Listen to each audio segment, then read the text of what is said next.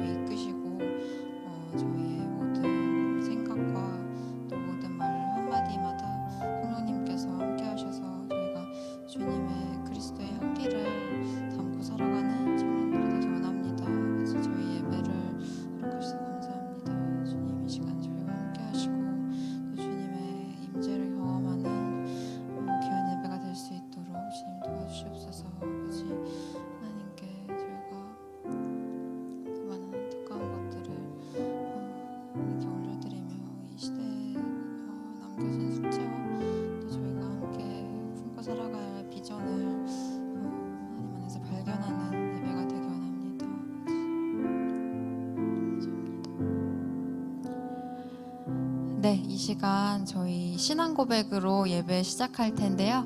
함께 자리에서 일어나셔서 사도신경으로 저희의 신앙을 함께 고백하겠습니다. 네, 사도신경이 끝난 후에는 각자 자리에서 자유롭게 예배 드리시면 됩니다. 함께 고백하겠습니다. 전능하사 천지를 만드신 하나님 아버지를 내가 믿사오며 그 외아들 우리 주 예수 그리스도를 믿사오니 이는 성령으로 잉태하사 동정녀 마리아에게 나시고 본디오 빌라도에게 고난을 받으사 십자가에 못 박혀 죽으시고 장사한 지 사흘 만에 죽은 자 가운데서 다시 살아나시며 하늘에 오르사 전능하신 하나님 우편에 앉아 계시다가 저리로서 산자와 죽은 자를 심판하러 오시리라. 성령을 믿사오며 거룩한 공회와 성도가 서로 교통하는 것과 죄를 사하여 주시는 것과 몸이 다시 사는 것과 영원히 사는 것을 믿사옵나이다. 아멘. 10월 30일 귀한 예배 나오신 귀한 여러분을 다시 한번 진심으로 환영합니다. 한 주간 어떻게 보내셨는지, 또 여기 서면 참 여러 명의 얼굴들을 보면서도 이번 주는 또 유독 궁금하더라고요. 한 분 한 분 생각나고, 저희 그 청년부 단톡방에서 또 내만지 프로젝트로 서로 기도 제목도 공유하고 찬양도 올리고 하는 걸 보면서 이런 방식으로 또 나눔을 할 수 있구나, 이런 식으로 또 같이 기도를 할 수 있구나 해서 되게 재미있었고, 또 여러분 되게 귀엽기도 하고 참 새로운 한 주였습니다.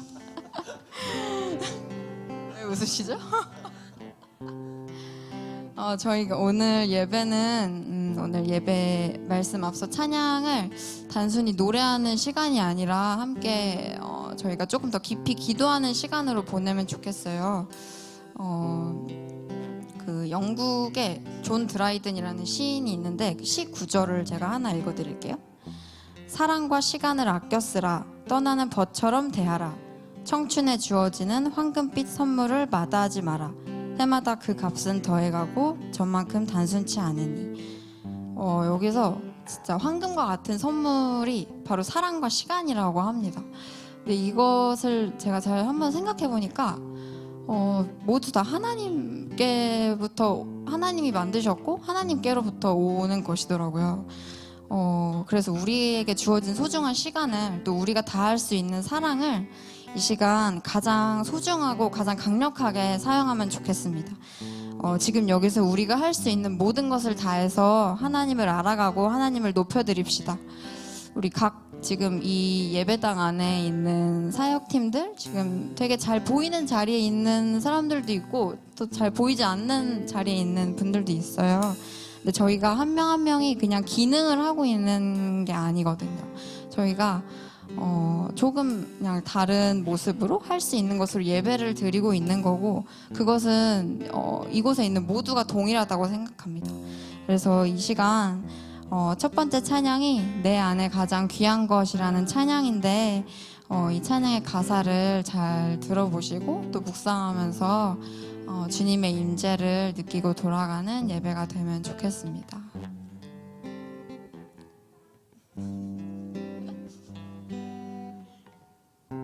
함께 찬양할까요?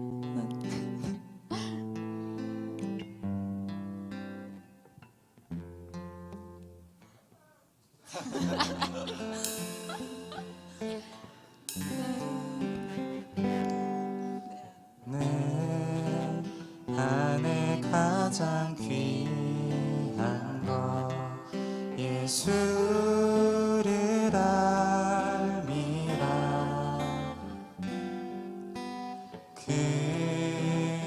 금은보다 더 귀한 것 예수를 알미라. 세상 지식보다 귀한 것 예수를 알미라. 내 안에 가장 귀한 것 예수를 알미라. 함께 찬양합시다. 예수의 이름. 예수의 이름 존귀한 그 이름 예수의 이름 능력의 그 이름. 처음부터 다시 찬양할까요? 내 안에 가장 내 안에 가장 귀한 것 예수를 알미라.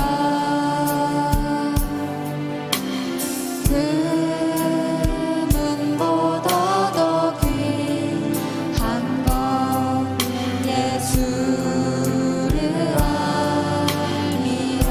세상 지식보다 귀한 것 세상 지식보다 귀한 것 예수를 알미라. 내 안에 가장 귀한 것 예수를 알미라. 예수의 이름. 예수의 이름 존귀한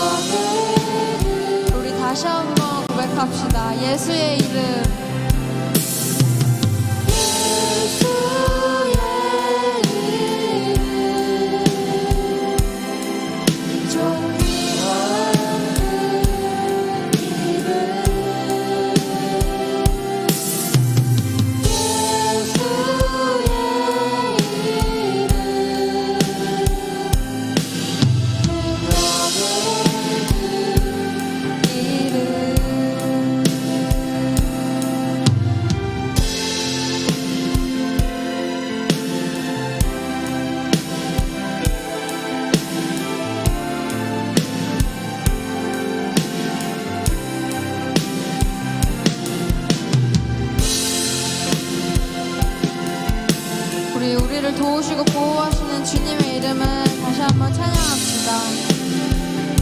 예수의 이름.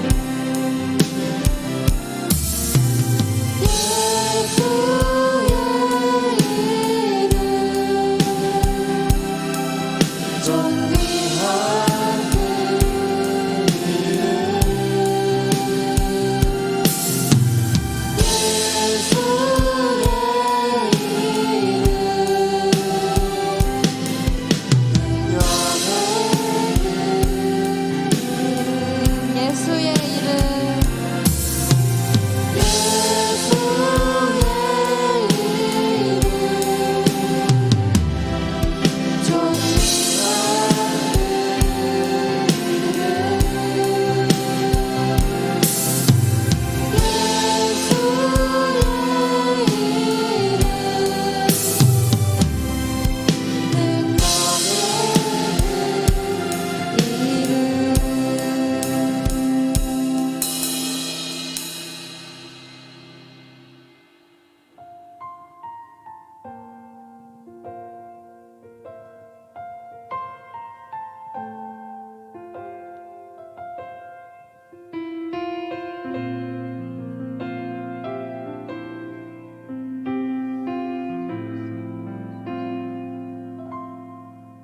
주 같은 분은 없네.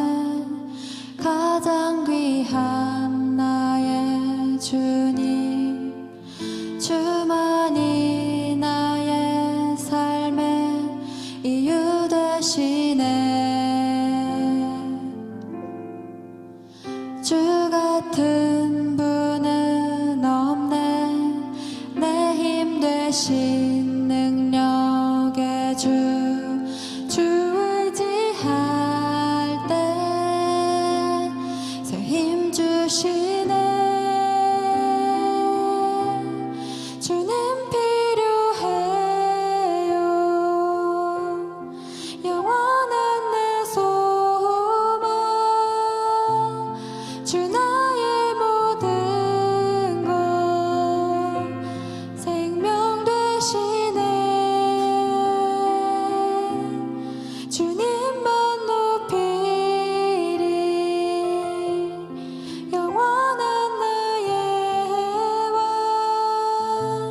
존귀하신 예수 찬양해.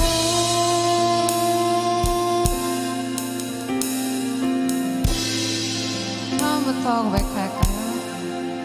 주 같은 분은 없네. 가장 귀한 나의 주님, 주만이 나의 삶의 이유 되시네.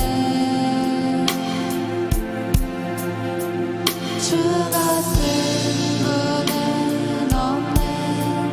내 힘 되신 능력, 주 의지할 때 새 힘 주시네. 의지할 때 새 힘 주시네. 주님 필요해요. 주님 필요해요. 영원한 내 소망, 주 나의 모든 것, 생명 되시네. 주님만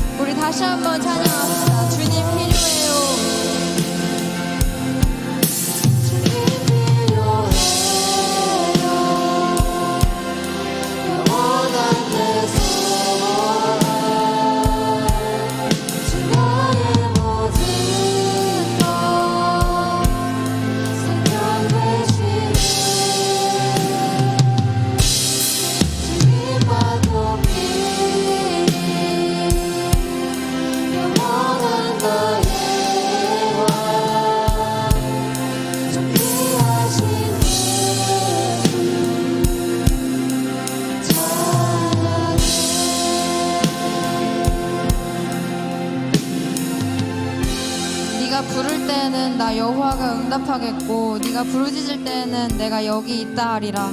만일 네가 너희 중에서 멍에와 손가락질과 허망한 말을 제하여 버리고 줄인 자에게 네 심정이 동하며 괴로워하는 자의 심정을 만족하게 하면 네 빛이 흑암 중에서 떠올라 네 어둠이 낮과 같이 될 것이며 여호와가 너를 항상 인도하여 메마른 곳에서도 네 영혼을 만족하게 하며 네 뼈를 견고하게 하리니 너는 물든 동산 같겠고 물이 끊어지지 아니하는 샘 같을 것이라. 아멘. 하나님, 주님을 점점 잊어버리고 세상의 유혹 시험에 흔들렸던 이스라엘에게 선지자 이사야를 통해 그들을 놓지 않으시리라, 너희를 살리리라, 너희를 반드시 크게 이룰 것이라 말씀하신 주님의 말씀을 다시 한번 기억합니다. 이 시간 주님의 자비와 사랑이 저희를 감싸고 말씀 가운데 귀를 열고 마음을 열어서 주님의 복음이 가진 회복의 능력을 강력하게 경험할 수 있도록 도와주시옵소서. 우리가 다른 것이 아니라 오직 예배자로서 아버지의 자녀로서 이 시간을 누리고 돌아갈 수 있도록 도와주시옵소서. 각자의 기도 제목과 또 저희의 예배를 위하여 함께 간절하게 기도하며 나아가겠습니다. 주님, 저희가 이 시간 말씀을 앞두고 또 저희의 찬양의 모든 가사를 고백으로 올려드리며 함께 기도합니다. 아버지, 저희 가운데 주님께서 말씀을 통해 가르치시고 저희 공동체를 통해 깨닫게 하시는 것들을 저희가 이 시간에만 담아놨다가 흘려보내는 것이 아니라 저희 안에 저희의 마음을 키우고 또 주님의 뜻을 저희 뜻이 되게 하여 이 시간 모두가 하나님의 뜻을 팽팽하게 경험하고 또 하나님의 은혜를 사모하며 주님의 은혜에 저희의 삶을 맡기는 예배가 될 수 있도록 주님 도와주시옵소서. 주님 저희와 함께 하시고 아버지 저희와 함께 하시옵소서. 하나님 그 가운데를 일조합니다. 하나님 청년들 가운데 세상의 청년들이 주님을 알지 못하고 주님의 복음에 그 안에 담겨있는 주님의 사랑과 아버지의 크신 뜻을 깨닫지 못하여 저희가 많이 방황하고 또 외로워하지만 그 가운데 하나님을 사모하며 또 누구보다 이 땅에 대한 비전과 정결한 기도를 가지고 살아가기 원합니다. 아버지 저희의 마음을 인도하시고 또 이 예배 가운데 나 한 사람의 만족으로 끝나는 것이 아니라 아버지 인도하여 주옵소서. 주님 필요해요. 영원한 내 소망 주 나의 모든 것 생명 되시네. 주님만 높이리. 영원한 나의 왕 존귀하신 예수 찬양해.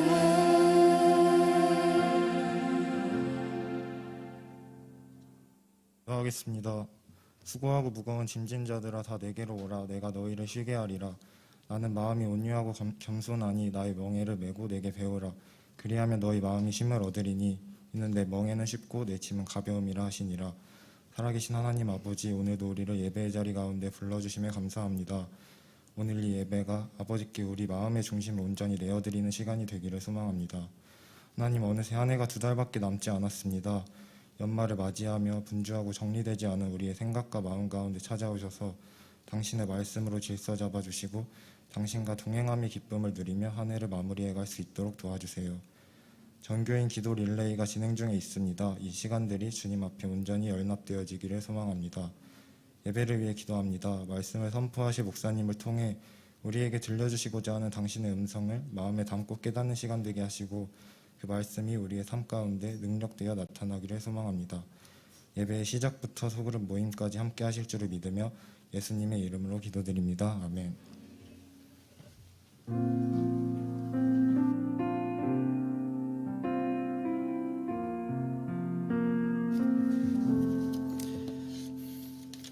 네, 우리 함께 같이 인사하도록 하겠습니다. 옆에 분을 좀 바라보시면서 좀 먼저 인사할까요? 잘 오셨습니다. 반가워요. 네.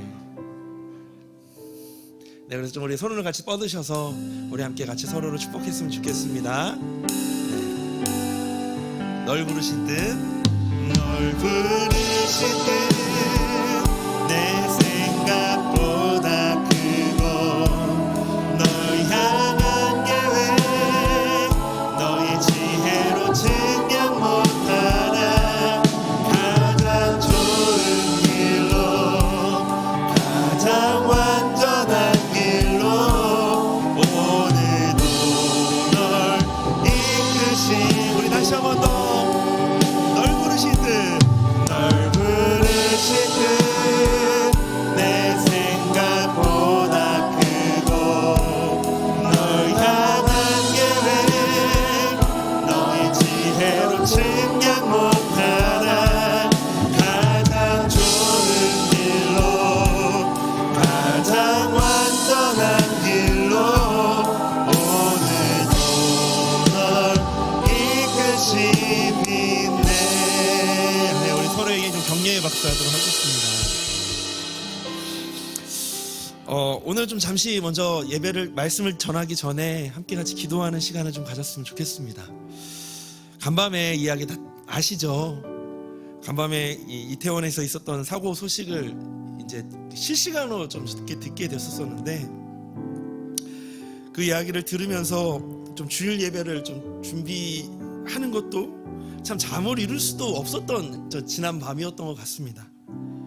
수많은 청년들의 이 허망한 죽음을 보면서 정말 가슴이 너무 아팠던 것 같습니다. 그러나 더 화가 나고 너무나도 가슴을 치게 했던 것은 바로 또 그 수많은 청년들이 이 생사의 갈림길에서 이 심폐소생술을 받고 있을 때 주변의 다른 젊은이들은 또 술을 먹고 춤을 추고 즐기고 있었다라는 것이었습니다. 그 이태원의 이 사고의 모습을 보면서 이 시대와 사회가 그리고 우리가 얼마나 참 이 죄의 이 극치 속에 있구나라는 좀 생각을 했던 것 같아요. 그래서 정말 이 나라와 이 사회를 위해서 우리 눈물로 좀 회개하며 좀 기도해야 하지 않을까 생각이 들었습니다. 그래서 우리 함께 두 가지를 놓고 함께 같이 기도했으면 좋겠는데요. 먼저는 우리 이 시대와 이 세대를 위하여서 특별히 이 땅의 청년들을 위해서 함께 같이 기도했으면 좋겠습니다.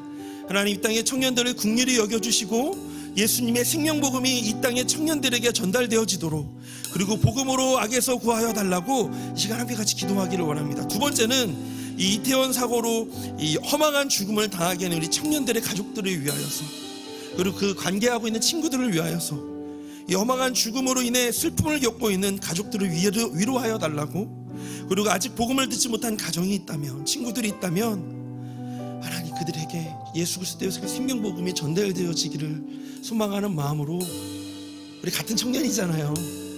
우리 함께 같이 마음을 다해서 우리 기도했으면 좋겠습니다. 같이 기도하겠습니다. 하나님, 이 시간 기도합니다. 하나님, 이 시대와 이 세대를 위하여서 특별히 하나님 이 땅의 청년들을 위하여서 함께 같이 기도하기를 원합니다. 하나님, 이 땅의 청년들을 긍휼히 여겨주시고 하나님 예수님의 생명의 복음이 이 땅의 청년들에게 전달되어지고 특별히 아버지 하나님 복음으로 악에서 구원하여 주시옵소서. 하나님, 자신만 생각하며 이기적인 우리의 삶에서 벗어나서 하나님 우리가 함께하며 하나님 함께 아파 청년들을 향하여 우리가 눈을 돌려 이 세대와 이 청년들을 위해 함께 같이 기도하기를 원합니다. 하나님, 특별히 대형사고로 허망하게 죽음을 당하게 된 이 청년들의 가족들을 위하여 기도합니다. 허망한 죽음으로 인해 슬픔을 겪고 있는 자녀분들을 위로하여 주시고 아직 복음을 듣지 못한 가정이 있다며 그리고 그들과 같이했던 친구들이 있다며 정말로 하나님 이 시간 정말 주님이 필요한 시기이기에 하나님 그들을 위로하여 주시고 주의 복음이 그들 가운데 들어다 하나님 이 시대를 바라보며 함께 하나님 아파하고 위로할 수 있는 그런 놀라운 우리들이 있기를 원합니다. 아버지 하나님 그 아파하고 있는 청년들을 주고 하나님께서 불러주시고 하나님 위로하여 주시며 우리가 함께 그들을 위해 기도하는 함께하는 그런 청년이 되기를 원합니다. 하나님께서 함께하여 주시옵소서.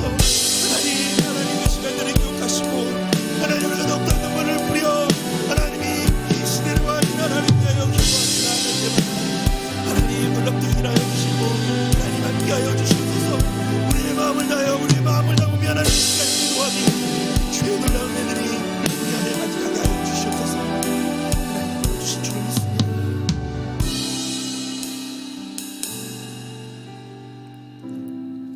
하나님, 우리의 기도 가운데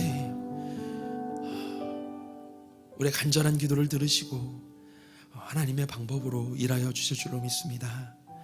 감사드리며 예수님의 이름으로 기도드립니다. 아멘. 오늘 함께 같이 나눌 말씀은 사무엘하 24장 10절 말씀입니다. 사무엘하 24장 10절 말씀. 사무엘하 24장 10절 말씀입니다. 우리 함께 같이 합독하도록 하겠습니다. 다윗이 백성을 조사한 후에 그의 마음에 자책하고 다윗이 여호와께 아뢰되 내가 이 일을 행함으로 큰 죄를 범하였나이다. 여호와여, 이제 간구하옵나니 종의 죄를 사하여 주옵소서. 내가 심히 미련하게 하였나이다 하니라. 아멘. 드디어 이 2달 동안 저희가 이 사무엘하를 봤었는데요. 오늘이 드디어 이제 마지막 사무엘하의 24장 이제 마지막 장을 우리가 함께 같이 말씀을 나누려고 합니다. 나중에 꼭 읽어보세요. 그리고 꼭 읽어오셨으면 좋겠어요. 저희가 이제 매일 성경에 있는 본문 묵상, 특별히 주일 말씀 묵상을 가지고 지금 계속 말씀을 나누고 있는데요. 이 말씀을 꼭 한 번 읽고 한 2번 정도, 한 번 정도 읽고 오고 함께 같이 말씀을 들으시면 훨씬 더 이 말씀을 들으실 때 은혜가 있고 또한 이해가 되실 겁니다. 오늘 이 10절밖에 안 읽었지만 오늘 본문인 이 사무엘하 24장은 다윗이 하나님을 의지하지 않고 자기 힘을 의지하여서 인구조사를 시행하게 됩니다. 인구조사를 시행을 해요. 그렇게 시행을 하면서 그것이 이제 잘못된 일이었거든요. 그렇게 시행을 하면서 온 이스라엘이 징계를 받아 수많은 사람들이 죽임을 당하게 되고 그 징계 속에 진심을 다해 회개하고 그리고 하나님의 긍휼을 구하는 다윗이 오늘 함께 읽는 24장에 이 내용들이 담겨져 있습니다. 그래서 오늘 24장의 큰 문제는 인구조사예요. 다윗이 갑자기 인구조사를 시작해서 하나님의 진노를 받게 되고 결국은 그 안에서 다시 하나님 앞에 죄를 고백하고 회개하고 다시 돌이키는 장면이 오늘 24장에 나와 있습니다. 그럼 인구조사, 그러면 왜 인구조사가 죄가 됩니까? 무슨 문제 있습니까? 라고 우리가 생각할 수 있잖아요. 구약에서 원래 인구조사 이 명령은요, 왕이 내리는 것이 아니라 하나님이 내리는 것이었습니다. 그래서 인구조사를 아무나 할 수 없었던 거예요. 하나님만이 하실 수 있었던 명령이었습니다. 이스라엘 백성 전체가 이 하나님의 통치를 받는 군대였기 때문에, 그런 백성이었기 때문에 인구조사는 사람이 할 수 없었고 오직 하나님만이 명령하실 수 있었어요. 그렇기 때문에 이 다윗이 직접 인구조사를 명령했던 것은, 오늘 본문에서 명령했던 것은 하나님의 자리를 다윗이 차지하려고 했던 것과 마찬가지의 일이었습니다.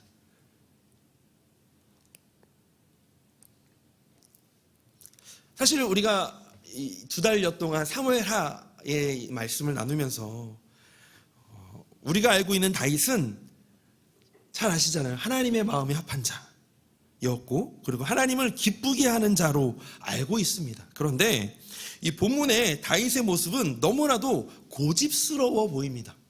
아니, 갑자기 뜬금없이 인구조사를 한다라고 하고, 또 말씀을 쭉 읽어다 보면 다윗의 신하였던 요압이라는 사람이 얘기를 해요. 아니, 왕이시여, 이것은 하나님이 하셔야 될 일이고, 그리고 당신이 이렇게 인구조사를 하지 않아도 하나님께서 더 100배, 1000배 더 배로 하나님께서 사람들을 늘려주실 텐데 왜 굳이 인구조사를 합니까? 라고 이렇게 얘기하거든요. 그럼에도 불구하고 다윗이 재촉했다라고 말씀에 나와요. 그렇게 고집스럽게 다윗의 모습이 비춰지게 됩니다. 그런데 왜 그렇게 다윗이 하나님의 마음에 합한 자였고 하나님을 기쁘게 하시는 자였는데 왜 갑자기 오늘 이 본문에서 고집스럽게 갑자기 인구조사를 했을까? 그 이유를 1절이 말해주고 있습니다. 1절. 우리 1절 한번 같이 읽어볼까요? 시작. 여호와께서 다시 이스라엘을 향하여 진노하사 그들을 치시려고 다윗을 격동시키사 가서 이스라엘과 유다의 인구를 조사하라 하신지라. 아멘. 다윗의 인구 조사는요, 단지 다윗 한 사람의 일탈 행위가 아니었습니다. 그것만이 아니라 이스라엘의 만연한 죄가 마치 빙산의 일각처럼 드러났다는 것이었어요. 그래서 1절에 보니까 여호와께서 다시 이스라엘을 향하여 진노하사 그들을 치시려고 누구를 격동시켰다고요? 다윗을 격동시켰다라고 1절에서 이야기하고 있는 겁니다. 그래서 하나님께서는 이스라엘의 죄를 징벌하라고 징계하시려고 다윗을 격동시켰다라는 겁니다. 그럼 여기서 우리가 또 질문이 들죠.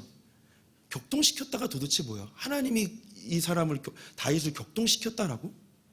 제가 어저께 자주 가는 네이버 무엇이든 물어보세요라는 이제 신학 사이트가 있어요. 거기에 보니까 한 분이 똑같이 이걸 질문을 올리셨더라고요. 하나님께서 다윗을 격동시켰다의 의미가 무엇입니까? 이거 되게 다들 궁금해하시는 것 같아요. 일단은 여기서 이 격동시켰다라는 말의 히브리어의 원어에서 뜻은 뭐라고 얘기하냐면 누군가의 마음을 미혹하거나 화나게 해서 올바른 판단을 하지 못하게 한다라는 뜻을 가지고 있대요. 이 격동시켰다라는 말이. 그래서 결론적으로는 하나님께서 이 다윗이 죄의 길로 가도록 격동시켰다. 또 다른 말로는 허용했다. 때로는 내버려 두셨다. 이렇게도 좀 표현이 되어지거든요. 이렇게 격동시켰던 이유는 다윗과 이스라엘 백성에게 현재 누리고 있는 만족과 유익이 그들의 노력과 능력이 아님을 깨닫게 하기 위함이었습니다. 왜냐하면 우리가 사무엘하 24장 이전에 이렇게 그 내용들을 보면 이스라엘 백성이 강성해지고 막 용사들이 나오고 승리하고 이런 장면들이 이제 쭉 마지막 이제 기록이 되어지면서 마지막 24장에 갑자기 뜬금없이 다윗의 인구조사, 그래서 하나님이 다윗과 이스라엘 백성들을 징계하는 장면으로 사무엘하가 끝나게 돼요. 참 신기하잖아요. 그것을 통해서 무엇을 알기를 원하냐면 결국 다윗과 이스라엘이 하나님의 은혜로 그 나라가 강성해졌는데, 튼튼해졌는데 그것을 망각하고 자기의 유익과 자기의 만족을 위해서만 살았다라는 겁니다. 그래서 그것을 깨닫게 하기 위해서 대표되는 다윗을 격동시키셨다라고 우리가 이해할 수 있습니다. 또 다른 의미가 있어요. 두 번째는 바로 하나님의 은혜가 없이 살 수 없는 존재임을 깨닫게 하기를 원하셨다라는 겁니다. 또한 하나님이 다윗과 그의 나라를 끝까지 버리지 않으신다라는 것을 알게 하기 위해서 오늘 본문에 인구조사를 통해서 징계하시고 또 다윗이 다시 회개케 하고 그리고 또 다윗이 또 하나님 앞에 긍휼을 구하는 장면, 이것을 통해서 우리가 이 세 가지를 알 수가 있어요. 다시 세 가지를 말씀드리자면, 하나는 너희들의 노력이 아니라 하나님의 은혜로 너희들이 지금 이렇게 서 있는 거야. 두 번째는 하나님의 은혜 없이 너는 절대로 존재할 수 없는 사람들이야. 세 번째는 다윗과 그의 나라를 끝까지 너희들을 버리지 않아. 이것을 알게 하기 위해서 하나님이 다윗을 격동시키시고 인구조사를 하게 하셨고, 그 이후에 징계를 통해서 하나님이 이 다윗과 이스라엘 민족들을 깨닫게 해주셨다는 겁니다.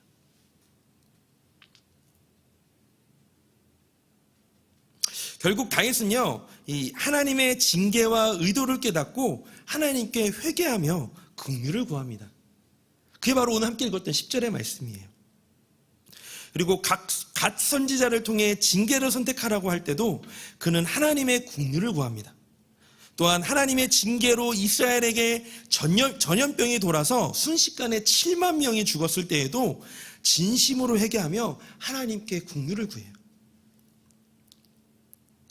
이게 오늘 함께 10절만 읽었지만 오늘 본문이 24장 1절에서 17절까지에 있는 내용의 전반적인 이야기들입니다.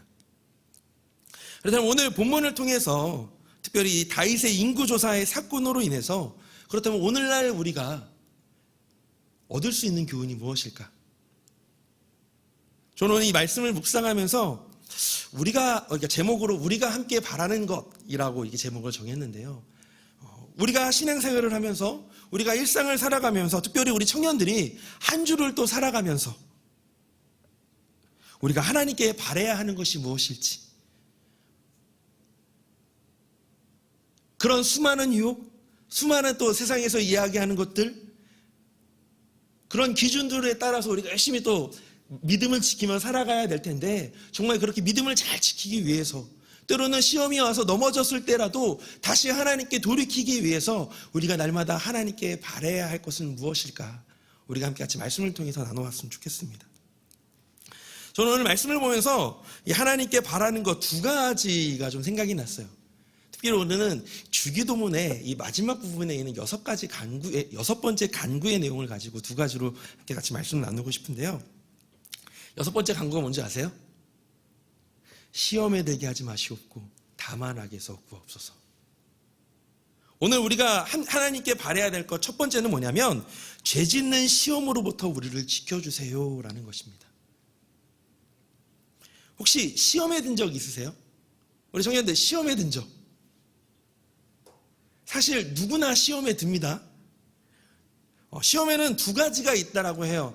미리 먼저 다 배우신 분들 계시겠지만 한 번 더 설명해 드리자면 테스트와 템테이션, 시험과 유혹이라는 것들이 테스트와 유혹이라는 것이 두 가지로 나눌 수가 있다라고 얘기하는데, 하나님께서 우리의 성장을 위해 또는 현재의 삶 속에서 하나님을 깨닫게 하기 위해서 하시는 것이 바로 테스트입니다. 하나님께서 우리의 성장을 위하여서 또한 지금 우리가 깨닫게 하기 위해서 우리에게 하나님이 시험을 하시는데 그것은 이제 테스트라고 우리가 용어 정리를 하시면 돼요. 반대로 유혹은 사단이 우리와 하나님의 사이를 단절시키기 위해서 하는 것입니다. 그래서 우리는 이 시험이라고 생각했을 때 테스트와 유혹, 이 두 가지로 우리가 함께 같이 나눌 수 있을 것 같아요. 1절에서 하나님께서 다윗을 격동하게 하셨다라고 얘기했잖아요. 격동하게 하셨는데 이처럼 하나님께서 우리에게 시험을 허락하시는 이유가 있습니다. 왜 허락하실까요? 우리 아까 잠깐 얘기했지만 왜 허락하시겠어요? 왜 우리에게 테스트를, 때로는 사단의 공격과 유혹을 통해서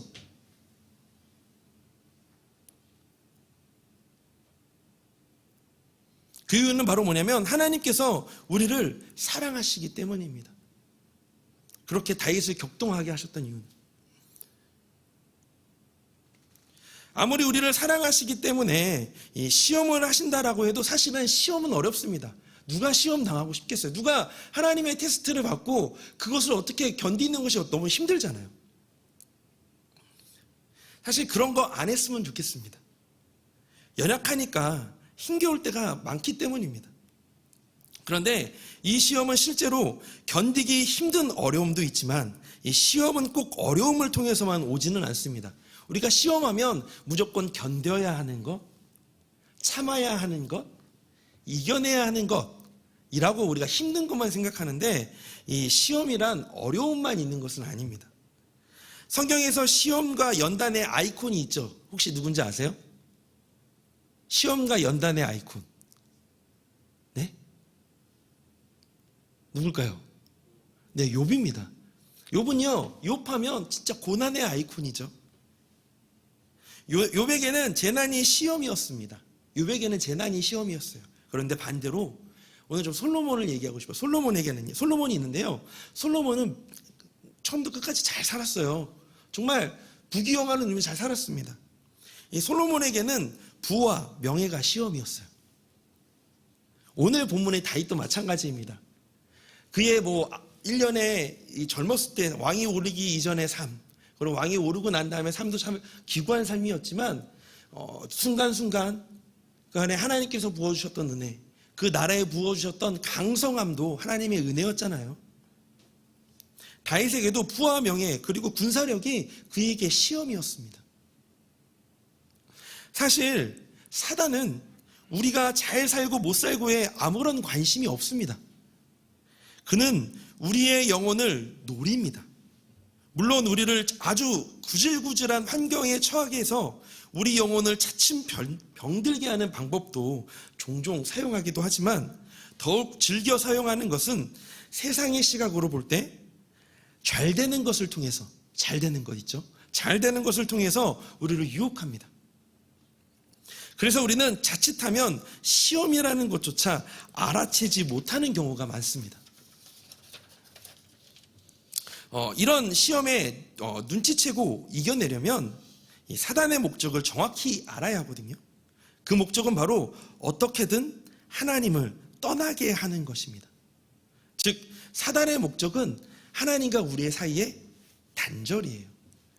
하나님 우리를 테스트하실 때는 뭐죠? 아까 얘기해드렸죠. 하나님과 그 테스트를 통해서 어떤 시험을 통해서 하나님께서 우리에게 깨닫게 하시고자 하는 것, 우리를 더욱더 성장시키고자 하는 것, 하나님이 나를 끝까지 사랑하고 있구나 라는 것을 깨닫게 하기 위해서 하나님 우리를 테스트하시는데, 사단은 반대로 똑같은 일일지라도 하나님과 우리의 사이를 단절시키기 위한 그런 목적을 가지고 우리를 시험합니다.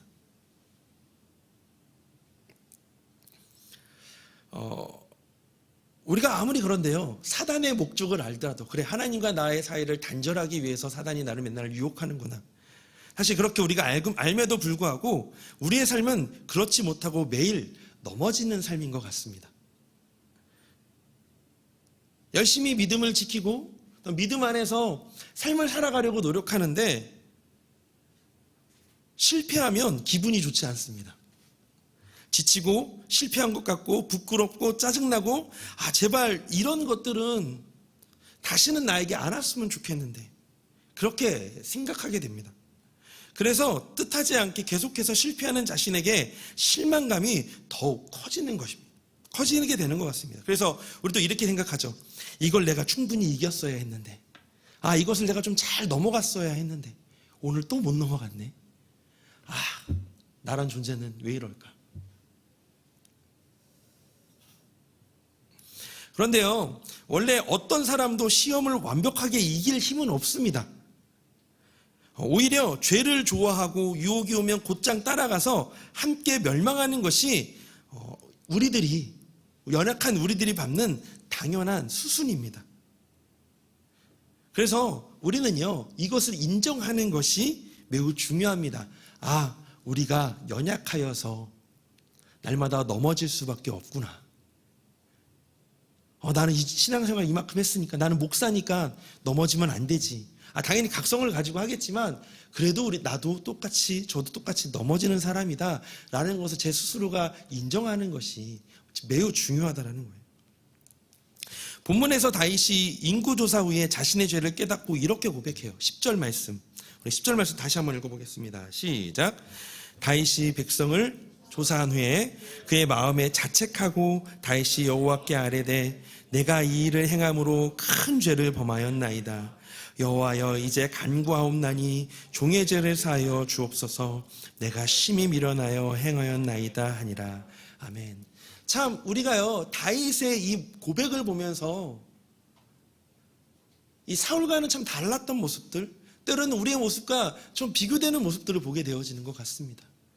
참 다윗은 자신이 하나님 앞에 큰 죄를 저질렀음에도 불구하고 그것을 부인하고 하나님 저 그렇게 하지 않았어요. 변명하고 숨는 것이 아니라 그것을 자신이 이게 정말 내가 하나님 앞에서 범죄한 거구나, 넘어졌구나, 실수했구나, 내가 이렇게 했었어야 되는데 그런 마음이 들었을 때 어떻게 해요? 하나님 앞에 달려갑니다. 하나님께 나아가서 자신의 마음을 하나님께 드려요. 마음을 자책하고 다윗이 여호와께 아뢰며 하나님 내가 이 일로 범죄했어요 라고 하나님께 나아가서 고백하는 모습들을 우리가 보게 되어집니다. 우리가 시험이 닥치고 유혹을 당할 때 어떻게 이겨낼까에 관심을 두기보다는 한시라도 빨리 하나님께 피해야 합니다. 다윗처럼요. 시험을 당할 때, 넘어졌을 때 자신의 실패를 묵상하고 절망에 빠지지 말고 하나님께 피하는 것이 정답입니다. 혹시 우리의 신앙생활, 우리의 삶에서는 어떠세요? 우리가 그리스도인으로서 하나님의 사람으로 살아가며 사실 우리가 더 잘 알잖아요. 아, 내가 오늘 또 이렇게 실수했구나. 내가 오늘도 이렇게 하나님 앞에 죄를 저질렀구나 했을 때 우리의 행동, 우리의 액션, 어떻게 이겨내야 되지 하면서 가슴을 치고 자신의 것을 자학하지 말고 더욱더 하나님께 피하는 것이 오늘 본문에서 다윗이 우리에게 이야기하고 있는 것입니다. 그리고 더 이상 시험에 넘어가지 않기를 기도해야 합니다. 또한 시험을 통해 하나님께서 나에게 가르치고자 하는 것이 무엇인지를 깨닫게 해달라고 기도하는 것이 바로 시험을 당할 때 우리가 가장 먼저 하나님께 바라야 할 것입니다. 이번 주 한 주의 삶도 마찬가지겠죠. 하나님, 내가 오늘도 이번 주 한 주도 내가 하나님 안에서 하나님의 속한 자가 되어서 하나님만 만족하며 열심히 경건 생활하며 살아가겠습니다 라고 결단해요. 그런데 삶이 바쁘고 몸이 힘들다 보니 주일날 결단했던 것들을 월요일부터 까먹고 때로는 또 속상해하고 또 나는 이럴 수밖에 없구나라고 자책하며 또 그렇게 질질 끌려가며 감정에 짐질 끌려가며 살아가는 우리의 모습을 보게 되어지잖아요.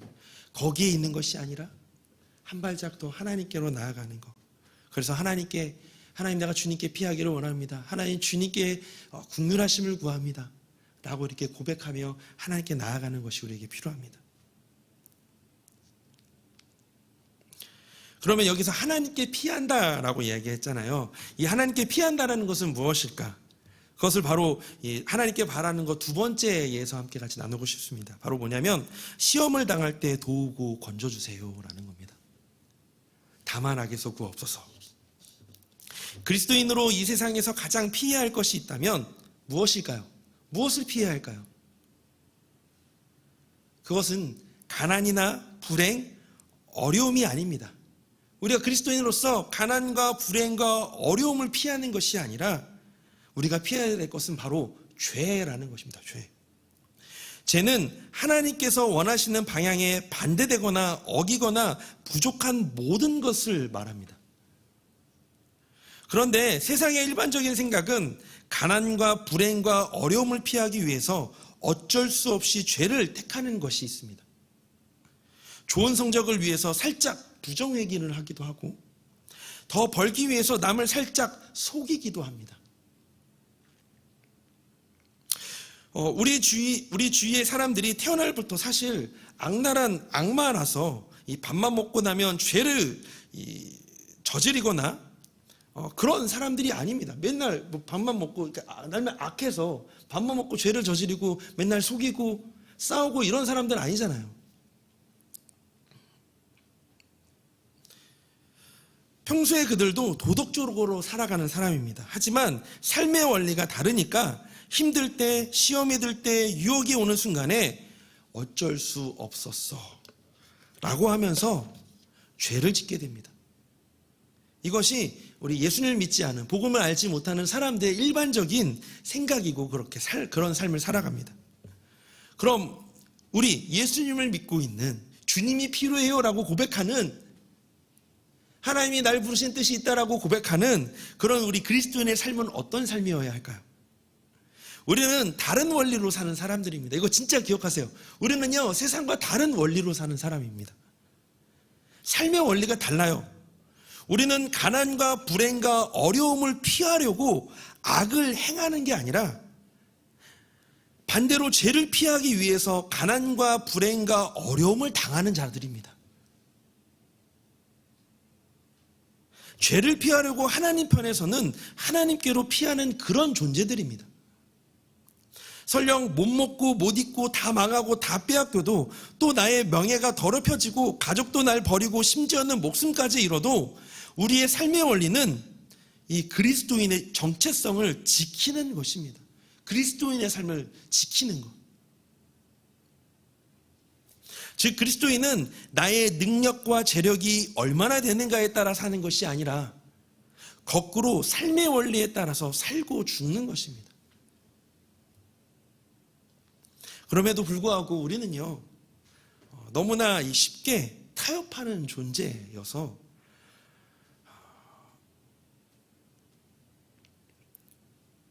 이 주기도문에서 나오는 다만 악에서 구하옵소서 라고 날마다 우리는 하나님께 기도해야 한다는 거예요. 우리는 다른 모든 것에 다 빠지고 다 타협하더라도 악에서는 구해져야 합니다. 그런 삶을 버텨나가기를 하나님께 바라야 된다는 거예요. 하나님, 내 믿음을 지키게 하시고 내 마음을 지키게 하시고 내 일상의 삶에서, 내 일터에서, 학교에서 때로는 그런 유혹이 올 때 하나님, 내 마음을 지킬 수 있도록 하나님 도와주세요. 내가 하나님께 피합니다. 시편 23편 4절의 말씀에 이렇게 다윗이 고백을 했습니다. 우리 이 말씀 함께 같이 읽어볼까요? 내가 사망의 음침한 골짜기로 다닐지라도 해를 두려워하지 않을 것은 주께서 나와 함께 하심이라. 주의 지팡이와 막대기가 나를 안위하시나이다. 아멘. 어떻게 보면 우리의 일상의 삶이 또 내일 일터에 나가야 되고 학교에 갈 때, 한 주를 살아갈 때 정말 사망의 음침한 골짜기와 같은 삶이 우리를 기다릴지라도 우리가 두려워하지 않고 하나님께 바라며 나아갈 수 있는 이유가 뭐냐면 주님의 지팡이와 막대기가 우리를 이끌어 가실 것이기 때문입니다.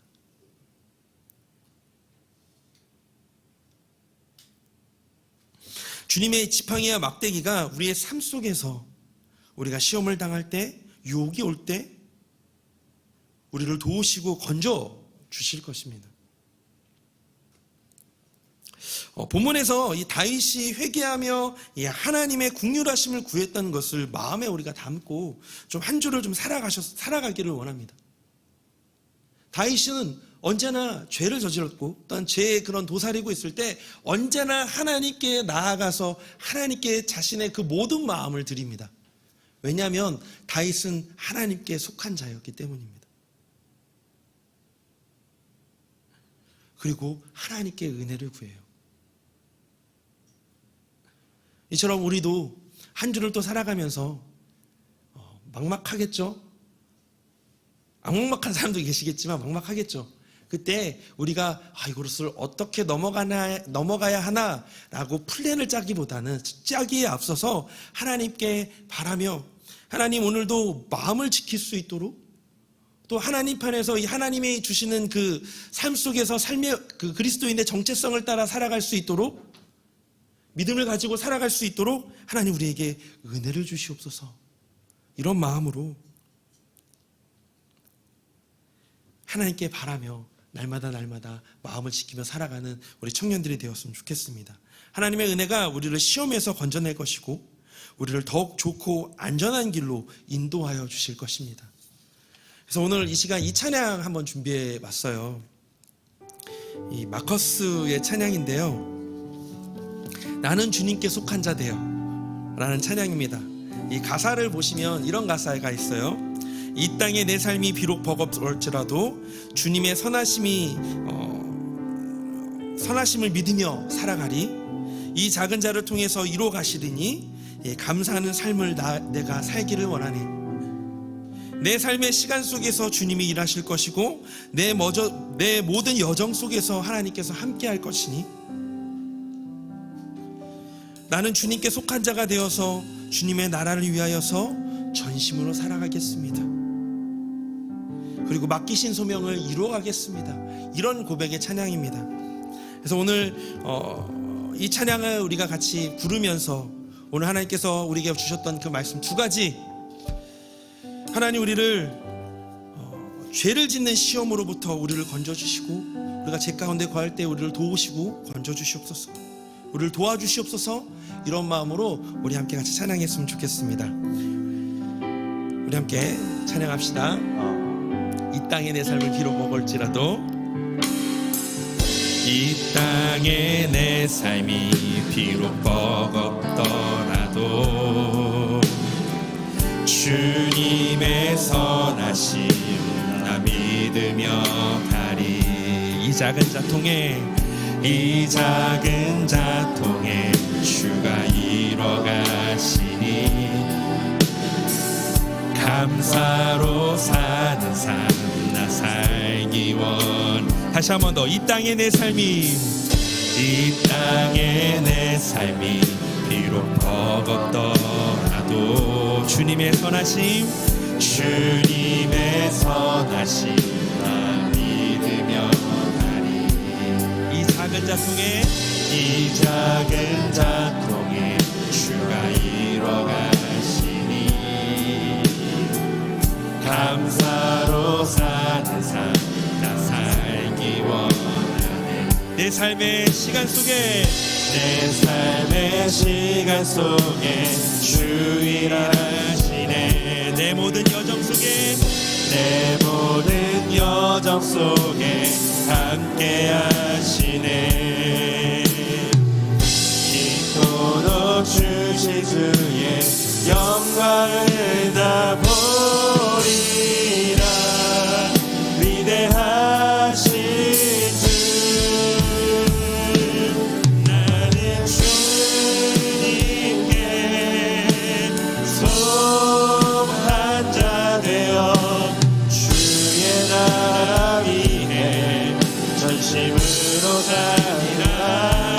주의 마음에 합한 자 되어 맡기신 소명이 이르리. 내 삶의 시간 속에 주 일하시네. 내 모든 여정 속에 함께 하시네. 깊고도 크신 주의 영광을 다 보리라.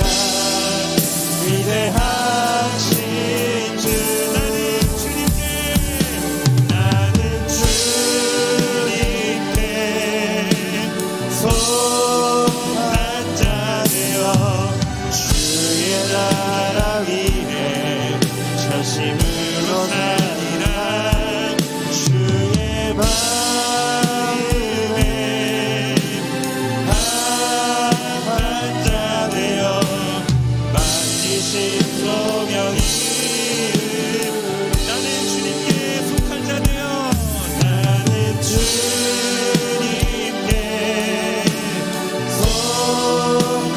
자 되어 주의 나라 위해 전심으로 살리라. 주의 마음에 합한 자 되어 맡기신 소명이 우리 한번 더. 나는 주님께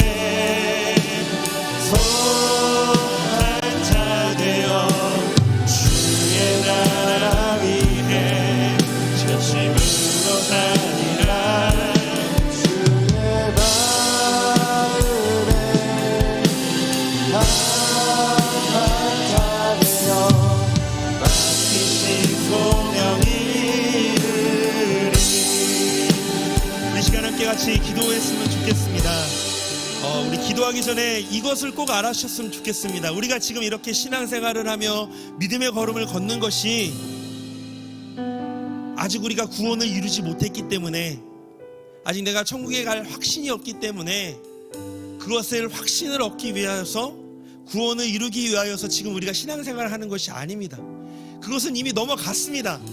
지금 우리는 이제 하나님의 속한 자가 되어서, 그 구원받은 자가 이미 되어서, 우리가 구원받은 자로서 어떻게 우리의 삶 속에서 하나님을 영화롭게 하고, 어떻게 우리의 삶 속에서 나에게 맡겨주신 사명을 잘 감당할까, 어떻게 하면 우리가 하나님께 기쁘신 자가 되어질까를 고민하며 살아가는 것이 지금 우리의 삶인 줄을 우리가 기억하셨으면 좋겠습니다. 그래서 이 시간 함께 같이 기도하실 때, 하나님, 오늘 우리가 하나님께 구하는 것은 죄 짓는 시험에서 우리를 건져주시고 또한 시험을 당할 때 주님의 지팡이와 막대기로 하나님 나를 도와주시옵소서. 하나님 나를 건져주셔서 날마다 주님이 맡겨주신 사명을 잘 감당하는, 주님과 함께 감당하는 그런 주님의 속한 자 되게 하여 주시옵소서라고 우리 시간 함께 같이 기도했으면 좋겠습니다. 우리 시간 함께 다 같이 마음을 다하여서 기도하겠습니다. 하나님, 이 시간 기도합니다.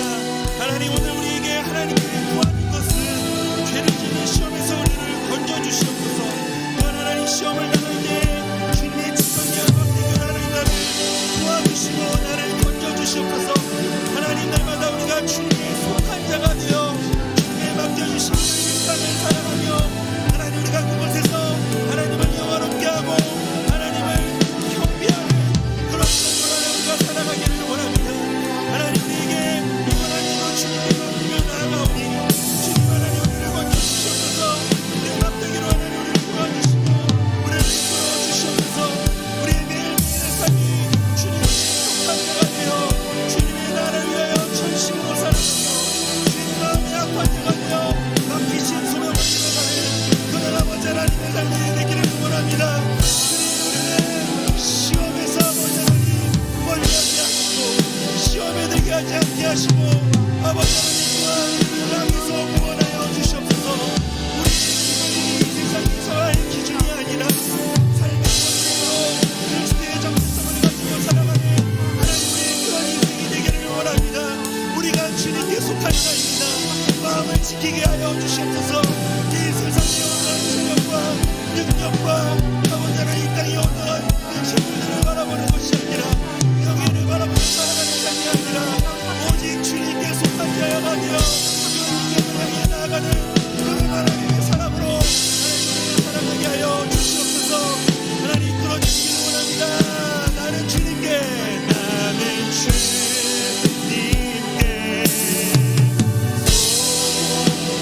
자 되어 주의 나라 위에 전심으로 살리라.